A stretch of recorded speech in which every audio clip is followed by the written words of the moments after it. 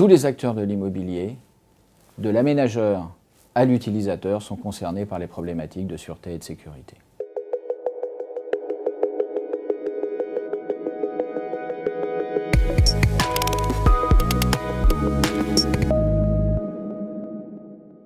Les acteurs de l'immobilier sont exposés à toutes les catégories de risques, puisque ce sont des entreprises comme les autres. Elles sont concernées tout autant par les systèmes de fraude, de malveillance, d'atteinte physique à leur personnel ou à leurs actifs, qu'ils soient immobiliers ou non.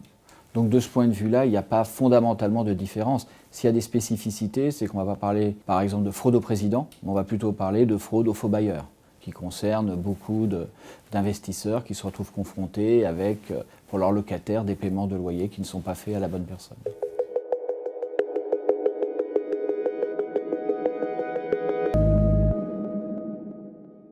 La fraude aux faux bailleurs consiste, pour des fraudeurs, à appeler des locataires, généralement au moment où ceux-ci s'apprêtent à payer le loyer, pour leur indiquer qu'en tant que propriétaires, ils ont modifié leurs coordonnées bancaires, par exemple, et qu'ils souhaitent que le virement du loyer soit effectué sur un autre compte dont ils donnent immédiatement, bien évidemment, les coordonnées. C'est relativement aisé à mettre en œuvre puisque les systèmes de paiement des loyers pour les baux commerciaux interviennent par trimestre.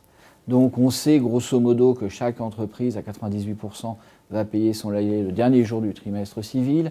Et si ce dernier jour tombe un vendredi, c'est généralement assez commode d'initier ce genre de fraudes, qui sont très bien organisées avec des moyens techniques, des moyens numériques, téléphoniques, qui font complètement illusion et qui font que l'argent va être, je dirais, transféré sur un compte bancaire le vendredi et difficilement récupéré après quand on s'aperçoit de la fraude.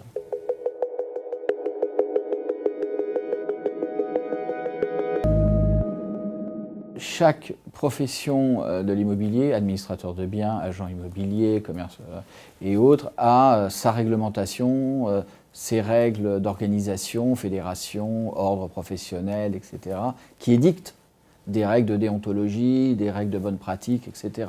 Donc il n'y a pas une règle unifiée, parce qu'il n'y a pas une entreprise globale qui regrouperait tous les métiers de l'immobilier.